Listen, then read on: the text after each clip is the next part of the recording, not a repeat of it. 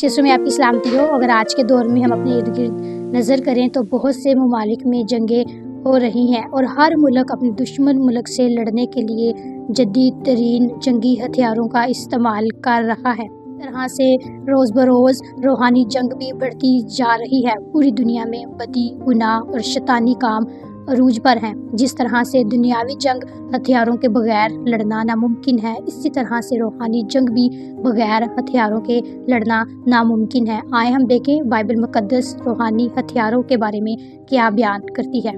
افسیوں کے نام پولس رسول کا خط 6 باب اس کی 10ویں آیت سے لے کر 17ویں آیت تک خدا کے پاک کلام میں لکھا ہے، غرض خداوند میں اور اس کی قدرت کے زور میں مضبوط بنو، خدا کے سب ہتھیار باندھ لو تاکہ تم ابلیس کے منصوبوں کے مقابلہ میں قائم رہ سکو، کیونکہ ہمیں خون اور گوشت سے کشتی نہیں کرنا ہے بلکہ حکومت والوں اور اختیار والوں اور اس دنیا کی تاریکی کے حاکموں اور شرارت کی ان روحانی فوجوں سے جو آسمانی مقاموں میں ہیں۔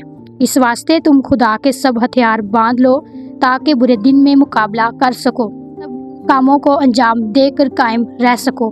پس سچائی سے اپنی کمر کس کر اور راست بازی کا بختر لگا کر اور پاؤں میں صلح کی خوشخبری کی تیاری کے جوتے پہن کر اور ان سب کے ساتھ ایمان کی سپر لگا کر قائم رہو، جس سے تم اس شریر کے سب جلتے ہوئے تیروں کو بجا سکو اور نجات کا خود اور روح کی تلوار جو خدا کا کلام ہے لے لو۔ اگر آپ روحانی جنگ میں فتح مندی حاصل کرنا چاہتے ہیں تو ان تمام ہتھیاروں کو اپنی زندگی میں لینے کی ضرورت ہے۔